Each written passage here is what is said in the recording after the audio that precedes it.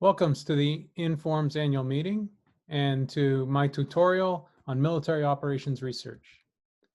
Military operations research, a career's worth of opportunities in the United States Army.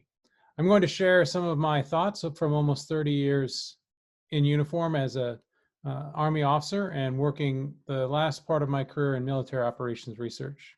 I finished my career at the United States Military Academy at West Point, serving as the director of the Army Cyber Institute, and I'm currently working as associate professor of cybersecurity and data science at Marymount University in Arlington, Virginia. Today, we're going to address some of my ideas on military operations research, sharing some ideas on how one would get started and build a toolkit, taking a look at some of the literature in the field, especially literature that's been in operations research, applied analytics, or what used to be interface, decision analysis. And there's been quite a bit of other research that is in this field, but I'm really going to focus on that Informs suite of journals today. I'm going to do case study on 3 different times that I've got a chance to employ operations research, and some 3 problems that I've got to solve that show some of the different styles of problems that operations research analysts will get a chance to take a look at over the course of their career. And then I'll sum up at the end, looking at the way that we support decisions and the way that we support decision makers and commanders in our role as operations research analysts in the Department of Defense. So military operations research is concerned with the preparation for and fighting of wars. And this is a quote from Professor Alan Washburn in his chapter on military operations research within the Handbook of Public Sector OR. And one of the things that's interesting about military OR is that often we're working on edge cases. There's some really interesting problems, but often efficiency is not the objective function. Often you're trying to get the absolute best of something, either the best armor, the longest shooting tank. There are often additional capability is actually a premium. And historically, military operations research and operations research started as one and the same. The Second World War saw the birth of operations research as the Allies looked to apply the means of the scientific method, the means of the physicists and the mathematicians, and bring them together onto multidisciplinary teams to try to solve problems that we'd never looked at before.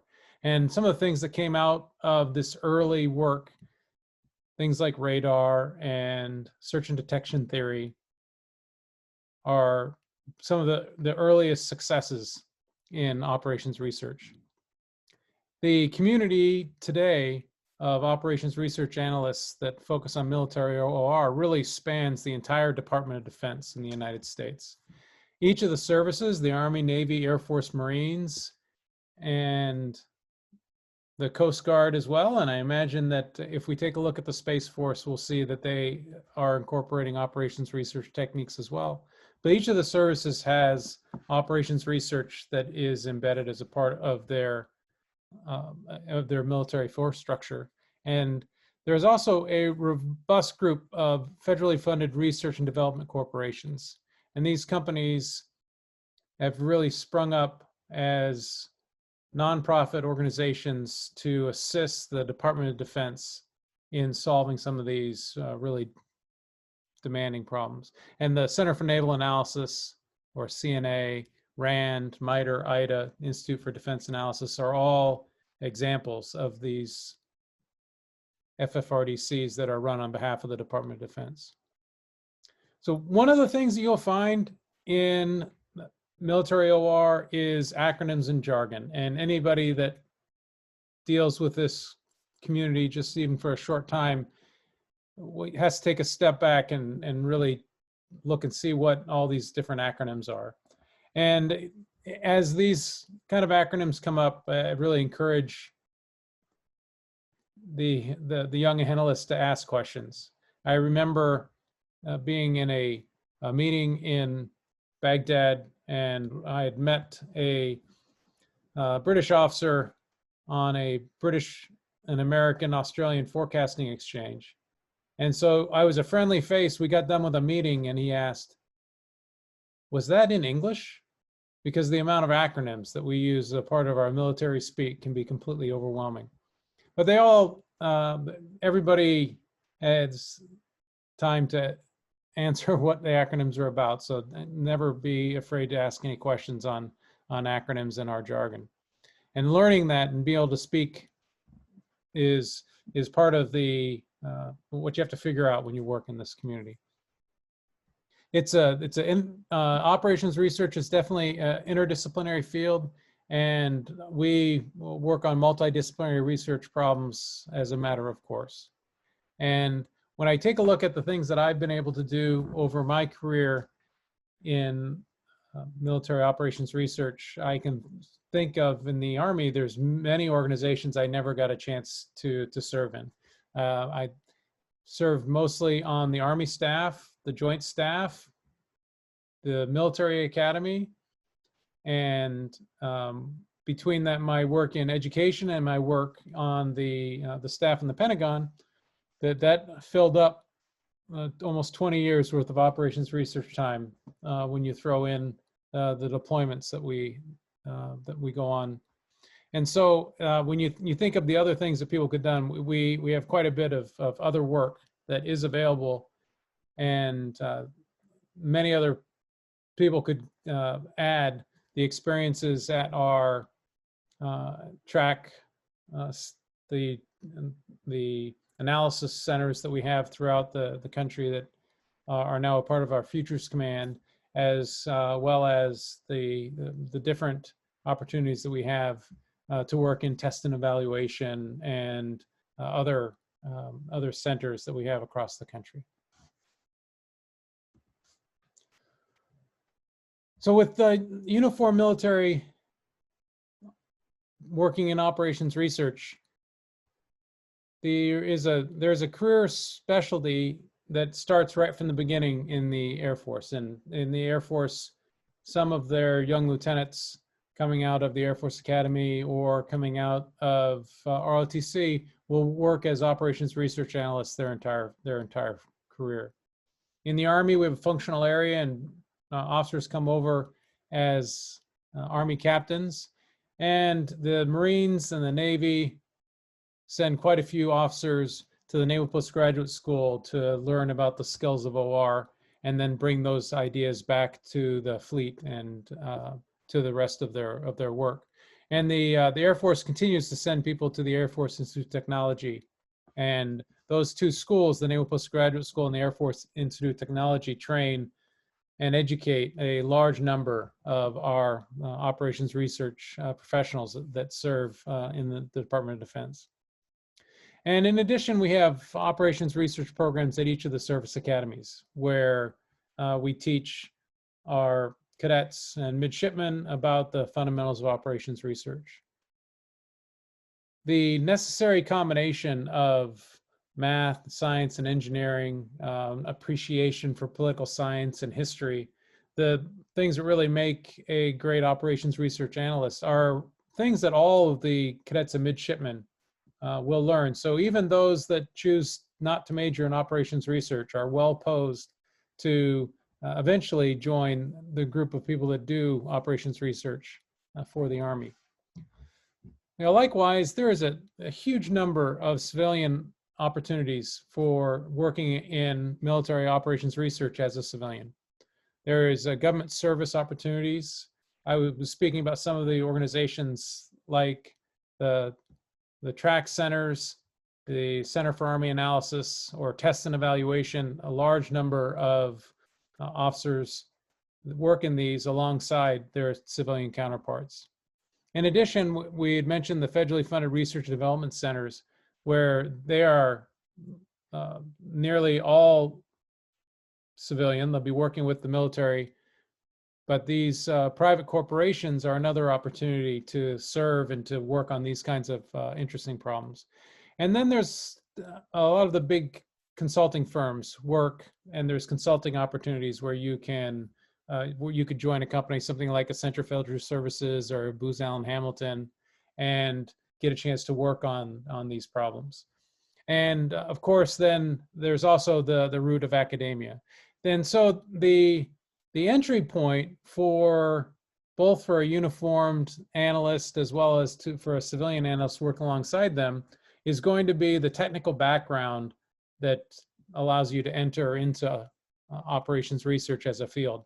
And so if you're prepared to do operations research in any of the areas where you could perform military operations research or operations research, then you're going to be able to apply it to the military. It's just a different application. So whether or not you're doing marketing, and we have operations research analysts working in marketing for the Army, as well as every company across this country. And so you end up with these same sort of problems that are prevalent in any large company that the services have to work on as well. So there really is a lot of opportunities for you to join and to work on these kinds of problems. There's two handbooks that I'd like to highlight for you as you kind of think about the beginning of how you would do operations research tailored to the military services or to military and security problems. And one is the Methods for Conducting Military Operations Analysis, which Andy Lurch and L.B. Rainey put together for the Military Operations Research Society. And it really highlighted an attempt to share some of the wisdom that had been learned that is often only on PowerPoint slides. Because a lot of what we do influencing decision makers in the Army ends up on PowerPoint slides and doesn't actually get written down and shared in journals. And so what Lurch and Rainey were really trying to do was to find a way to capture some of those lessons and to bring them out into methods of conducting military operations analysis. And then Natalie Scala and J.P. Howard have a handbook on military and defense operations research which just came out this year, which details a lot of different ways to do military OR and has some examples. And so I offer those both as two places to begin your exploration of military OR if you're interested, and if you're either interested in doing it in uniform or interested as a civilian and applying some of your tools to these kinds of problems. These are two great handbooks to take a look at. And one other great place to start is to take a look at the editor's cut. And we really have a great opportunity to take a look at the problems and some of the good research. And Harrison Schramm and Paul Nicholas put together this editor's cut looking at the areas of budget, strategic operations, tactical, and then practice. And it really is an opportunity to look at some of the work that's been done across our community, and is also something that's available to all of us on the Informs website as a part of our membership. So if you take a look at the areas where the vast majority of the papers that are written end up, operations research is definitely one of the places that houses a lot of the military research if you're looking for military operations research. We have our own dedicated area editor for military and homeland security, and Professor Kress is out at the Naval Postgraduate School. And there, in my paper, I explained several of the papers that are in operations research that are from a military standpoint. But in talking with the area editor, there's papers that come in every year. And so it's a place where both you can submit your work as well as look for new work coming out. And although not highlighted here, there's been quite a bit of recent work in intelligence, surveillance, or reconnaissance, looking at the role of drones and looking at some of the ways that you could do routing for drones. And so that there really are a lot of very interesting problems. Some of the ones here that I've highlighted, Brown et al. Looking at interdicting a nuclear weapons project, where they had a really interesting paper that was looking at the way to interdict, in this case, Iran's nuclear weapons program. If you take a look at Golani et al., the network optimization models for resource allocation in developing military countermeasures is another fun paper. And you start to see some of these words that you're very familiar with. If you are interested in network optimization, then this is a great kind of paper to read and to get started, where you can see how your favorite tools can be applied to some new application areas. And Kress et al., after the attrition dynamics of multilateral war is a neat paper that extends the Lanchester equations. And then Glazebook and Washburn's Shoot, Look, Shoot, a review and extension. And then Glassbook et al.'s Index Policy for Shooting Problems help to show how sometimes these classic problems can really came out of military OR, and how you look at expanding some of these problems. And with this is one of those areas where they were looking at air defense and getting a chance to look at how air defense would work with regard to some of these shoot, look, shoot type problems. So next, another popular place to look for work on military OR is in Applied Analytics, or the journal that used to be known as Interface. And so I've highlighted several areas here where you can take a look at different kinds of applications and some papers that you can take a look at. They're kind of some classic examples. So I've got some applications here that are in the aviation sector.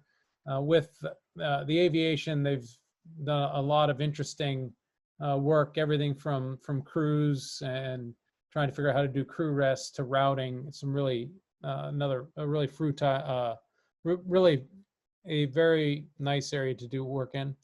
Another area is the Coast Guard. The Coast Guard has quite a few applications where you think of how you defend an area, the roles of ships in that kind of defense, the interdiction of drugs at sea.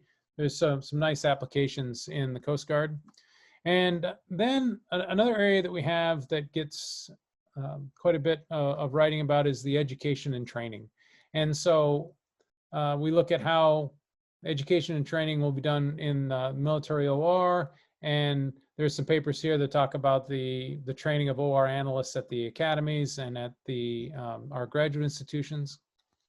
Another popular application area is manpower and really military business type problems, where you take a look at everything from power or the different critical infrastructure and how you could relate these things to how you work on bases and camps, posts, and stations, and really solve some of these problems that are important across the critical infrastructure sector, but really these things that really look at applying the rules of business into the running of the military as opposed to the fighting of the military.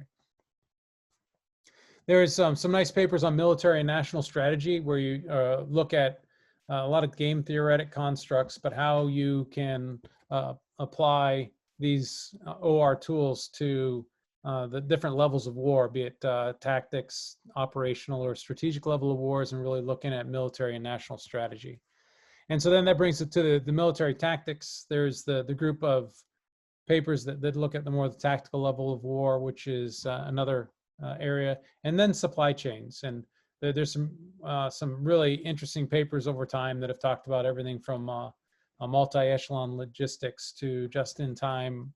And the work in supply chains really is a very interesting set of research for our community.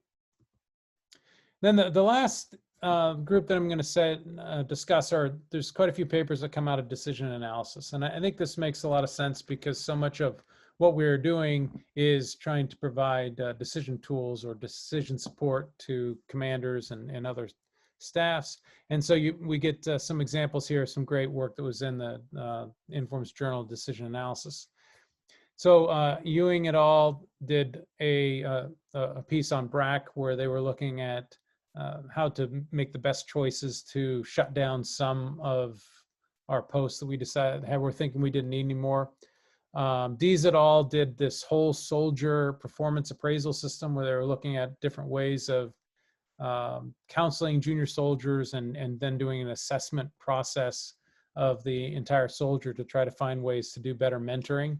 Whereas we hadn't really done any counseling or reports started at the NCO level. So really taking a look at how you could do those kinds of evaluations at the soldier level. Simon et al. Looked at a value-focused approach to energy transformation. So another one of those things where energy transformation is something that works across the board. And so here was an example where we're looking at in the Department of Defense. And Parnell et al. Looked at the Air Force cybersecurity investment and what they would, how they were doing their analysis. Goethals and Scala taking a look at Army unit readiness and trying to get away from a weakest link approach where you really just look at the worst part of readiness and it colors the entire readiness report. Caswell et al. Looked at national strategies for countering nuclear weapons, which was another one we saw earlier in military OR, but it's also had some nice pieces here in decision analysis. And then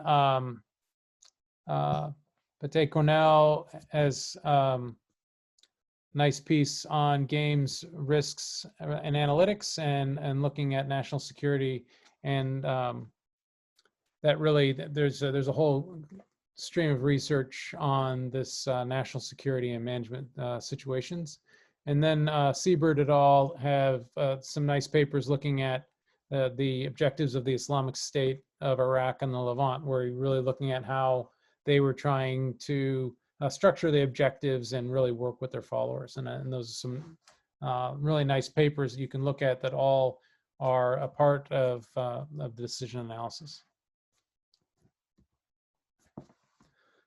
So for the second half of my talk, I'm going to turn to 4 case studies. And each of these case studies shows a different decision problem that I got a chance to solve. The first one was modeling the PCS budget. And the PCS budget is the permanent change of station for soldiers as we are moving them from one post to another.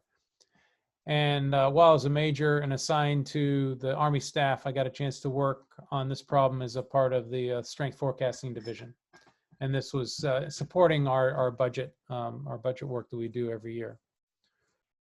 The second one is on manning the Army and stop loss. And this was work that was coordinated across the Human Resources Command and the Army G1 and really impacted soldiers across the Army.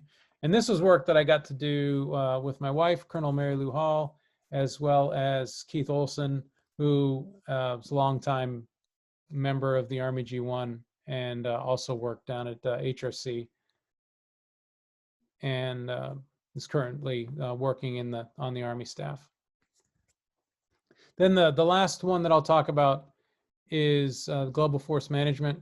And this was while I was lieutenant colonel assigned on the Joint Staff in the Joint Operations Division of the J3, I got a chance to work and really worked hand in hand with at the time it was Commander Keith Williams, and he retired as a captain, and was in the METOC field, the meteorology field, really in the weatherman group for the Navy, and we got a chance to work together on solving these issues with global force management, and really trying to find a way, a strategic way to address the annual and emergent problems that come up as we try to solve these problems of moving our units and soldiers around the globe. So talking about the PCS budget, the military pay Army budget line is one of the largest in the president's budget.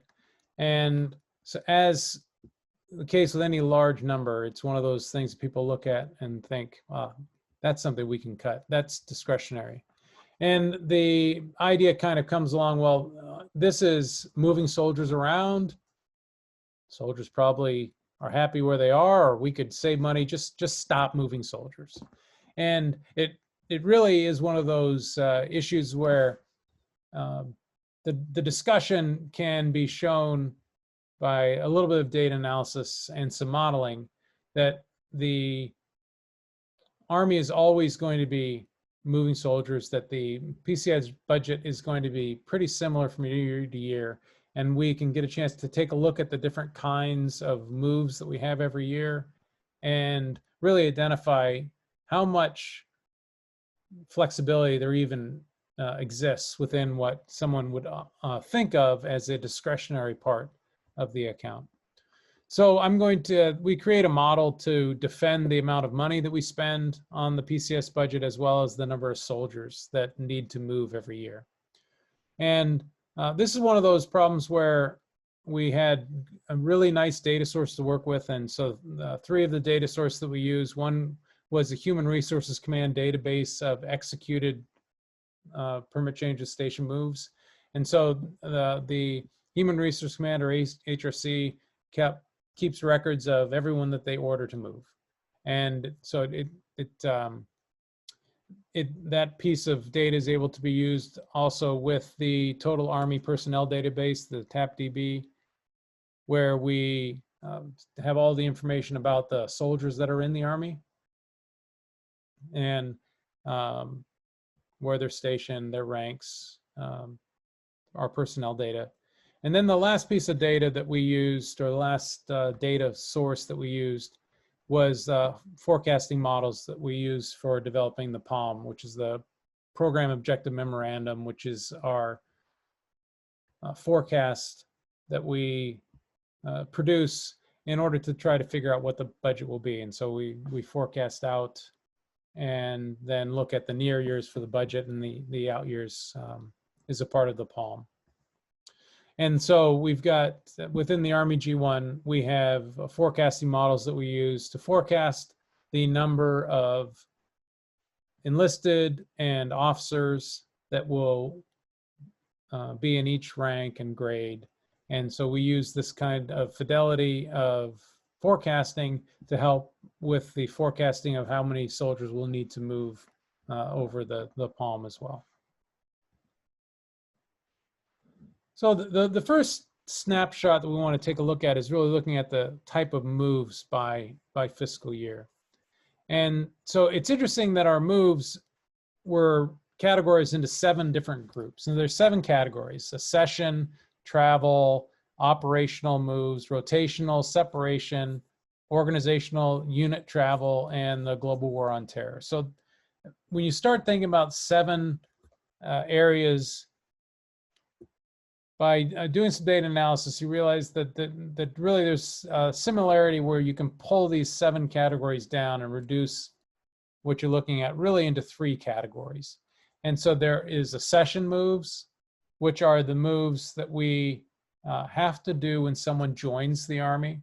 So they go from becoming a civilian, from being a civilian to joining the Army, and we need to move them to their first duty station. So they'll need to go to basic training, they'll move to their advanced training, and then they'll eventually get to their first duty station. But that accession move is captured and is essential.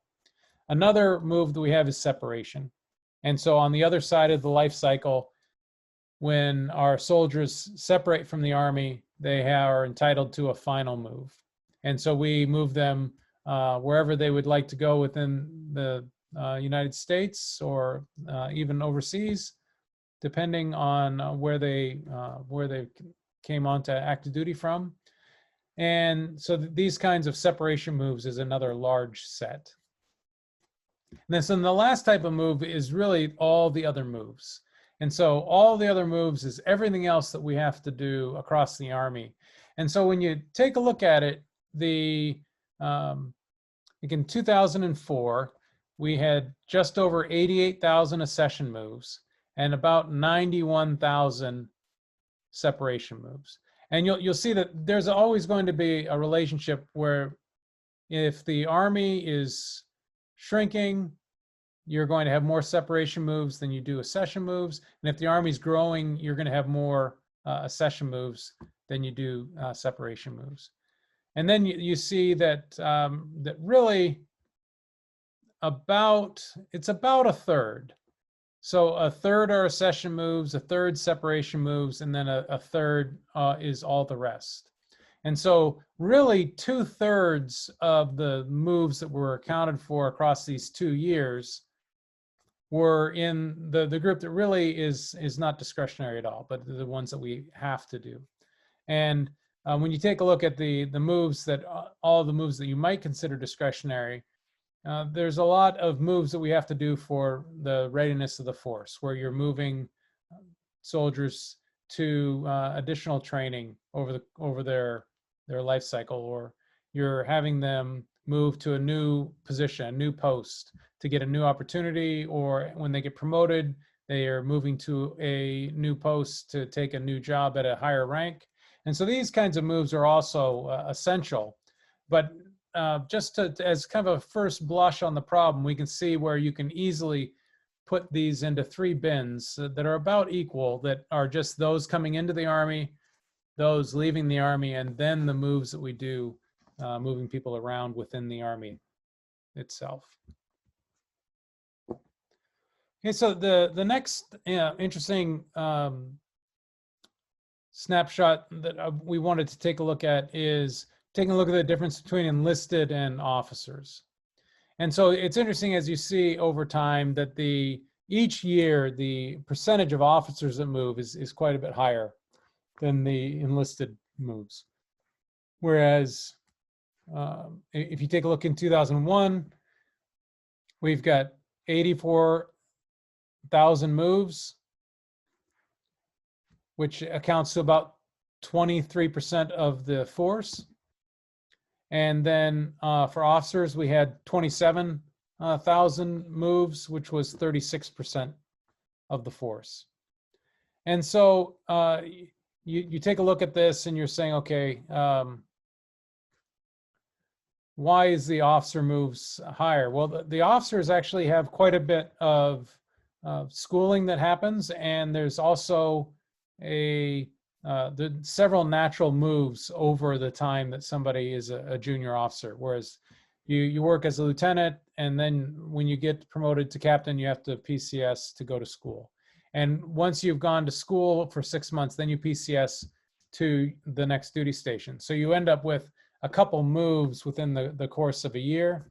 There's also some times in a career, like when someone is coming up on lieutenant colonel, where they'll be PCS to a place where they'll command, and then they PCS to go to war college, and then they'll PCS somewhere to generally work at something like the Army staff or a higher level staff before they go on to their another command opportunity. So you end up with a lot of these officers that get it's like 3 moves in 3 years because of the way that the progression goes at that particular time in their career. But so we're really taking a look at here, you take a look at the differences and seeing the consistent percentage in officer moves and enlisted moves within the group, but there really is a difference between officer and enlisted moves. And so that will go into part of our modeling. And then next we take a look at the PCS budget. And when we take a look at it, we take a look at the gains, losses, and then the moves, which we're talking about. The moves is the ones that are more discretionary, but still the ones that are for the readiness of the Army. And you take a look at the total PCS moves for each year, and you see that there is some consistency. And this is something where when we're sitting in 2005 and looking forward, we're going to be looking at the number of soldiers that we believe will be in the Army each year. We have details on the number of promotions. We have the number that we expect to bring on to active duty, the ones that we expect to come off of active duty. And so we're then able to forecast over this horizon the number of moves that we're expecting. And by taking a look at this kind of an answer, then you can start to take and price exactly how much these different moves are going to cost. And so when we took a look at this problem, it was really an example of the kind of elements of a quick study. The PALM is something we do every year. And so when questions start coming about why do we have a particular amount of money that we're putting against the PCS budget, it's going to be something that has a relatively short timeline and something that they're going to want to have an answer on. Now, often these kinds of questions, the direct leadership has a pretty good idea what the answer will be, but they want you to take a look at the data and really come up with the background and the hard examples and evidence so that they can take this up and use it as exhibits on the Hill as we're defending our program. And so one of the things that you really have to do whenever you're doing these quick studies is where you're needed, if you're going to create a reliable model, you have to have reliable data. And there are quite a few opportunities in the department or in the Pentagon where we have quite a bit of data. And another thing that you really need to take a look at is evaluating the source of uncertainty. When you take a look and you're saying what are the main drivers of the PCS budget? What are the things that are certain? What are the things that we've already decided upon?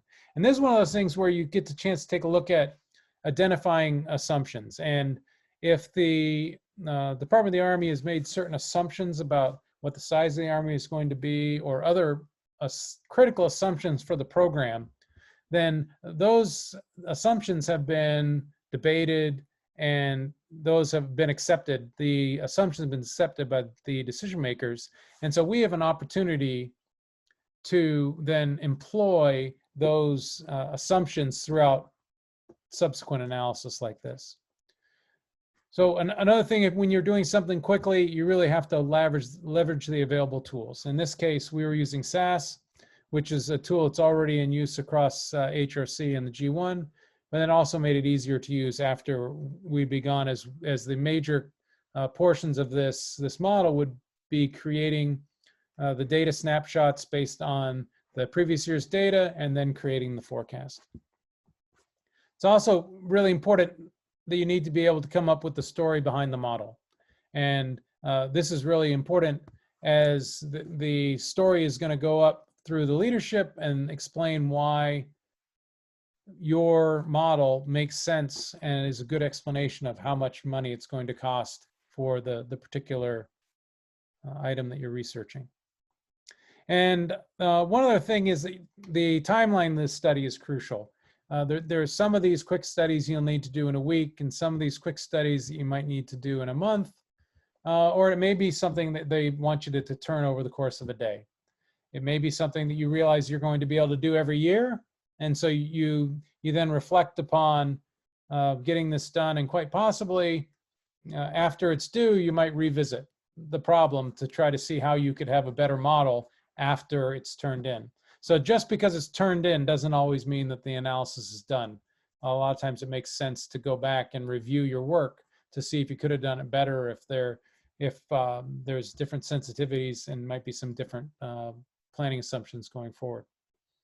So that was an example of the type of work that I did when I was a major, and you end up getting assigned a particular piece of work by your division chief, the colonel, and your branch chief, lieutenant colonel are going to give you a piece of work, and they're generally going to be there to help you to come up with these solutions, and really it's a great kind of opportunity to do at the beginning of your time when you're trying to figure out how to use the tools that you've learned in academia and to put these tools against problems. And one of the reasons why it really makes a lot of sense to have teams of ORSs working together, so that you've got the senior leadership that is technical, as well as the officers that are working within the organization. So the next example that we're going to bring up is a example from manning the Army with regard to stop loss. And so this particular analysis had to do with the value of stop loss and the different kinds of deployment strategies that we could use to meet our deploying units. And so the stop loss and stop move order really came on after the attacks on 9/11, where after 9/11, the initial response was just everybody hold what you got and figure out what we're doing. And then as we went forward, we wanted to keep everybody in Korea where they were. We were keeping the soldiers where they were in the United States, and we wanted to prepare units for the deployments that would come up. So you start to get this conflict between the efficiency and what might become considered optimal distribution, and really what is politically tenable. When we take a look at a concept like unit manning, which is really building a team, having a team train, deploy, redeploy, all as an organization, it's something that was one of our lessons learned, or one of the suggestions coming out of Vietnam was the value of unit cohesion and minimizing the individual replacements in theater. And there was some work believing that this would potentially limit post-traumatic stress and would definitely ease the integration of our soldiers as they come back into society. And so there was a lot of good reasons why stop loss and unit manning was something that we were going to take a look at. And if you think about it, if you're going to send a team for deployment, if you're going to leave them in theater together across, you're always going to have some replacements that have to come into theater as people need to be replaced, possibly because they were injured, possibly they had some important schooling that they needed to do. But there's going to be individual examples of why we would want to move people in and out of theater. But by a general policy of everyone deploys together, everyone redeploys together, it minimizes this turbulence.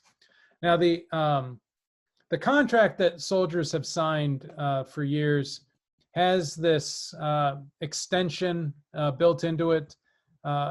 Most soldiers are serving only a portion of their 8-year obligation. And so when somebody is finishing up their 3-year obligation, they have an additional obligation that's in the reserve component. And so these kinds of contractual obligations and what was actually signed by the soldiers when they're coming into the Army was constitutionally upheld by the Supreme Court as being something within the authority of the Army and the Department of Defense to do.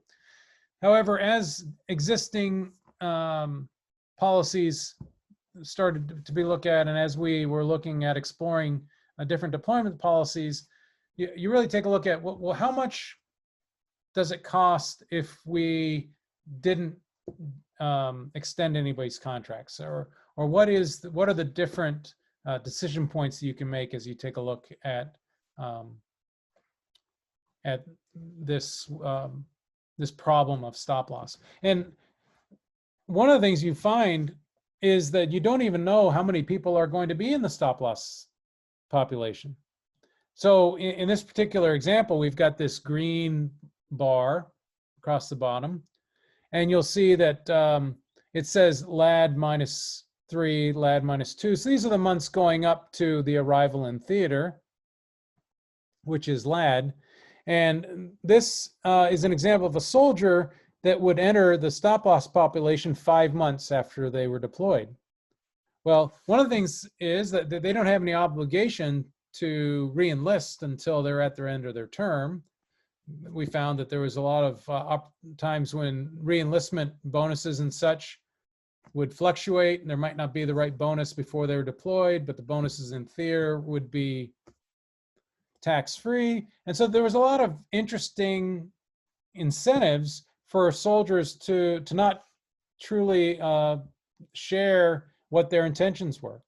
And there was also a lot of extensions where people would be given the opportunity to extend through the deployment. And so you're really taking a look at an unknown, because there's the soldier's action, and they never actually become stop loss until they go past their contractual obligation. And so this soldier would spend the beginning of their tour and then translate or join the stop loss population 5 months after they were in theater. And so really, when you're thinking about how we're going to deploy a soldier like this, there's really several different options. One would be, well, we don't know if this soldier is going to choose to get out of the Army, so what we're going to do is we're just not going to deploy them at all. The other one would be, we don't care whether or not they want to get out of the Army, we'll keep them till they redeploy and have them come as our unit. And then there's the other decision, which would be, well, whenever their time comes up, we'll send them home.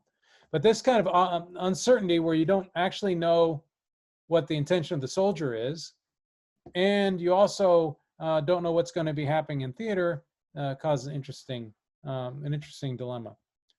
And so as you take a look at the number of soldiers that are added to the stop loss population, you see how over the number of deployment months that the number of soldiers that get added to the stop loss population keeps adding. Very few get added to the end as they're right about to come home.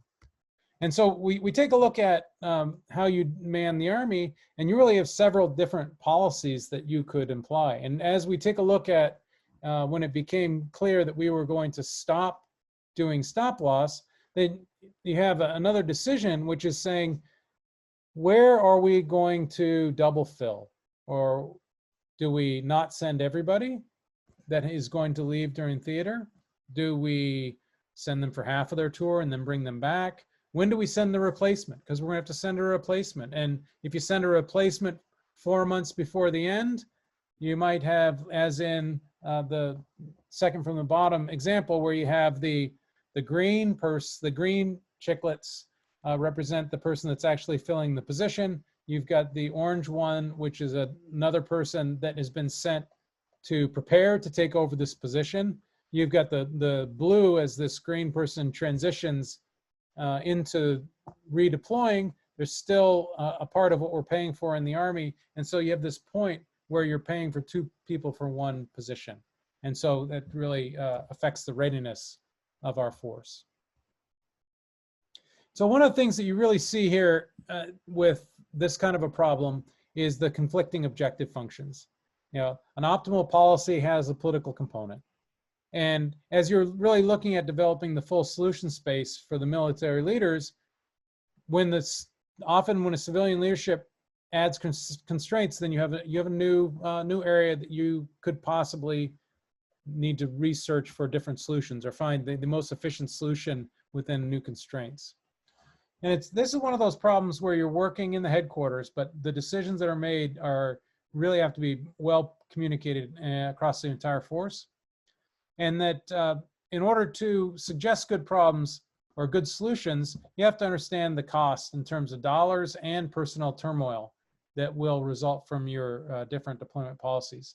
And also the ethical and emotional concerns surrounding the decision of when to deploy people, how to use a unit manning type methodology, but how much overmanning you need to accomplish to meet our objectives.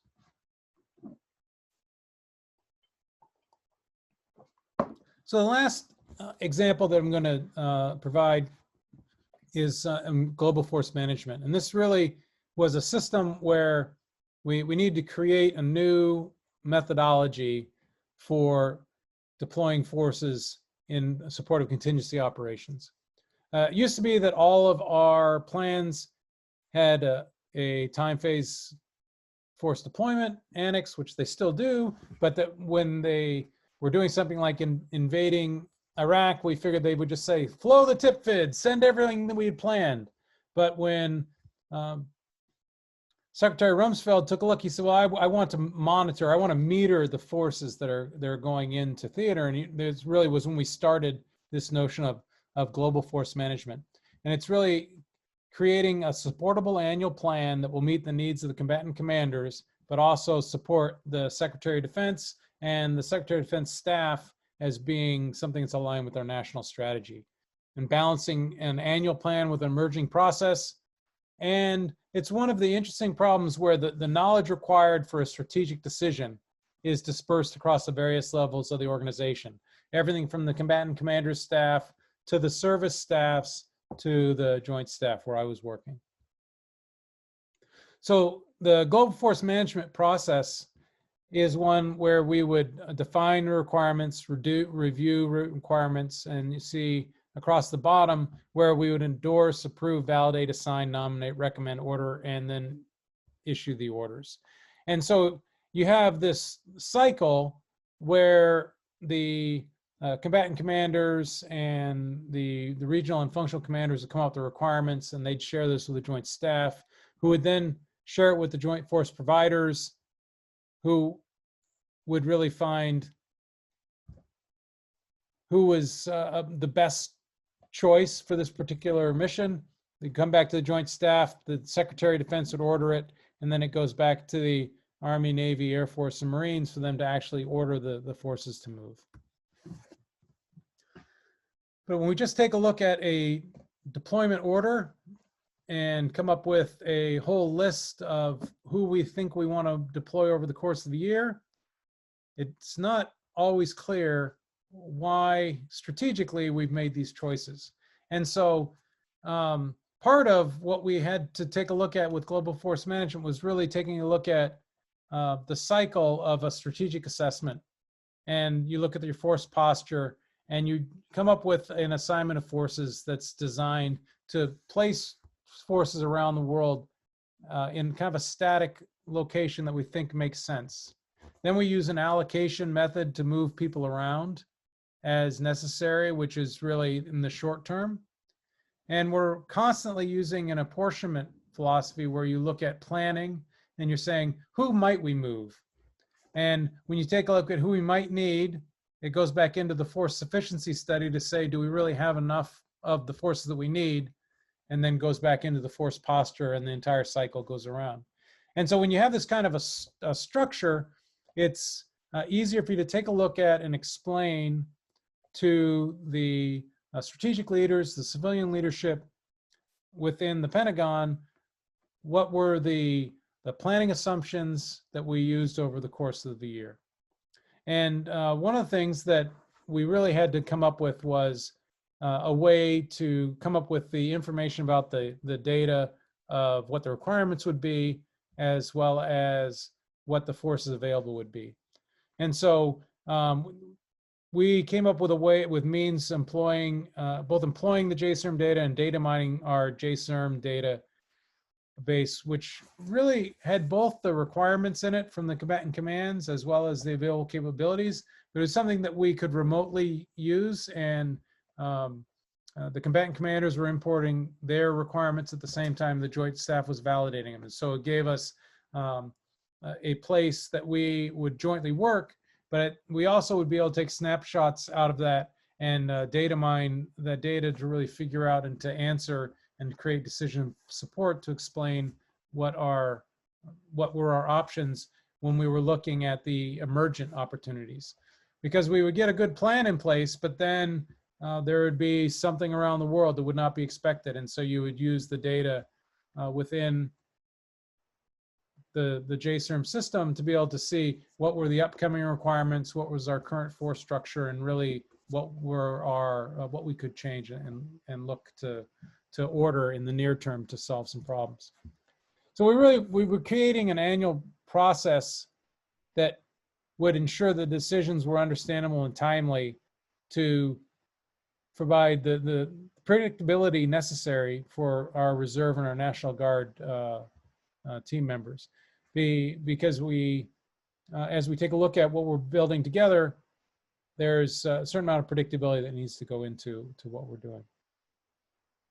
And we also were working on balancing the risk to the force and the risk to the commanders, and ensuring that we were strategically aligned and being able to defend the strategic alignment that we had to the Secretary of Defense. And this was really an example where you're creating a model that part of it is to teach the process to the people that join the team every year. Part of it is a way to explain our strategic thinking as we work together with our teammates across the Department of Defense, as well as the United States, the rest of the United States government. And it really was a great opportunity to work across the entire joint force, and was really quite an opportunity to create a new system and a new way of understanding what we were doing with global force management. So I'd like to close right now by looking at a couple of the ideas that we had here, and one of them is on supporting decisions. And so at the beginning, support might be talking with your platoon sergeant underneath a poncho with a red lens flashlight, and that's all the decision support you get. But over time, we have quite a bit of data and quite a bit of assistance that we can provide to our decision makers. But in order to really help in deciding these problems, you need to be technically competent as an ORSA, but also tactically, and maybe tactically, maybe operational, but maybe strategic, but you have to have a literacy and domain knowledge in what we're looking at. The soft skills of working and communicating across the staff are crucial. And depending on where you are in your timeline, you may be the only technical specialist on the staff. And you might have to be explaining to people that don't understand your methods why this method makes sense. So one of the things that we look at when you're supporting decision makers is, how do we assign people to positions so that they'll be able to hone their skills? How do you assign them to teams where there's a density of ORSAs before you send them out somewhere by themselves? And you're going to have this opportunities to work by yourself, or maybe with just one wingman. And that is the kind of the second level after you've worked on teams. And then you really get to where you're going to be leading a team and working across entire staff sections, where the ORSA support or your teammates will really be in other organizations. And so you'll be working together on technical ideas, but you might have different assumptions based on the commanders that you're working for.